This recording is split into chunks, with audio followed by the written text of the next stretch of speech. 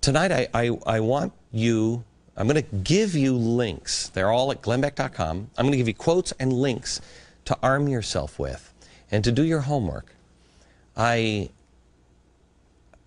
I want you to question, and I want you to find this stuff out on your own. You've got to teach yourself how to think critically, because nobody's teaching it. They're not even teaching it in college anymore. Now, here's what, I mean, because if I'm just the average guy, I see the Washington Post or the Weekly Standard or the National Review or Time Magazine say things about the caliphate is crazy talk or whatever. I start to think, well, no, wait a minute. Those are trusted sources. I mean, 20 years ago, I would have said those are trusted sources.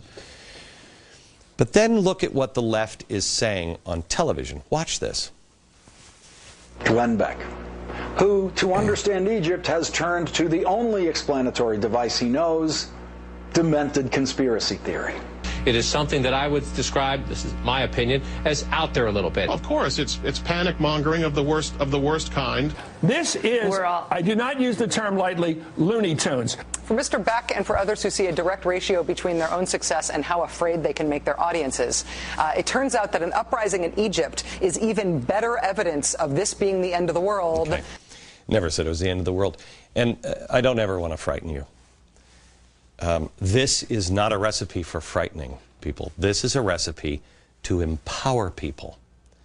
I don't want you to need anyone. If you're frightened, what happens? You run to somebody. What do we do? No, no, no. You run to yourself.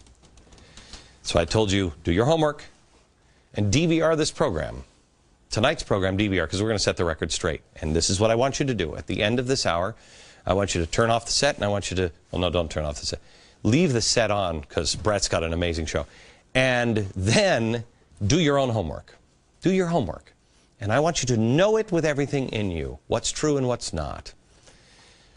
Here's what they want you to believe versus what I'm showing you and asking you to verify on your own, because only one of us was right. But I have supporting evidence. I want you to make the decision tonight, after you've done your homework, you decide, are these sources credible anymore? Is Time Magazine and all these sources, are they telling you the truth? But more than that, are they giving you enough information to empower you to know whether it is true or false? Do these sites make you a stronger person, or do they weaken you because you have to come to them and then you just eat off of their plate? They bring it and you eat it. After you see the complaints and the other side, you decide for yourself. I challenge you to arm yourself with information, because information is power. Now, they're saying that I'm crazy for saying a caliphate is coming. I'm talking about Islamic socialism. That's crazy fear-mongering. Socialists and communists are working together. Muslim Brotherhood is dangerous. And I say that the Egypt crisis is just some sort of conspiracy theory of the left. Okay. Basically, that Islamic radicals around the world want a global government of Sharia law, and that's a bad seed in Egypt, and extremists in the Middle East are linking hands with socialists and communists to destabilize the world. Once that destabilization happens, it's like dominoes, and you don't know where it will end. I never said it was the end of the world. I said you don't know. So let's take this part piece by piece. So you have it, because you have to carry it, because these guys aren't doing the work anymore. But basically, if we take this apart, it's really, it's really three things here. It's three things. It's extremists, it's Sharia law, global caliphate. It's extremists, Islamic extremists and communists, and destabilization. I showed you this on the first, I think this is the second show. I wrote it up here. The theory is radical Islamicists, communists and socialists will work together against Israel, will work together against capitalism, and work together to overturn stability. That's it. They'll overturn stability because in the status quo, they are ostracized from power and the mainstream in most of the world. Now let's see if any of these are true. Let's go back to, Aaron's running. Let's go back to Glenn Beck is crazy. Why am I crazy? The first one is, I'm saying a global caliphate is coming. Now, I don't know when. I don't even know if it would happen. I'm just saying you're creating the conditions that make it more likely. It sounds ridiculous and crazy. Nobody's talking about it. So let's go to that charge. Let's start with Paul Bremer, the former ambassador at large for counterterrorism. Quote, Islamic extremists are a threat not only to the U.S., but to the entire globe. These extremists have a vision of a world converted to Islam and an established universal caliphate. They seek to destroy everything that America and her ideals of individual freedom and democracy stand for. Got it? You can go to the nut job in Iran, Ahmadinejad. Our revolution's main mission is to pave the way for the reappearance of the 12th Imam, the Mahdi.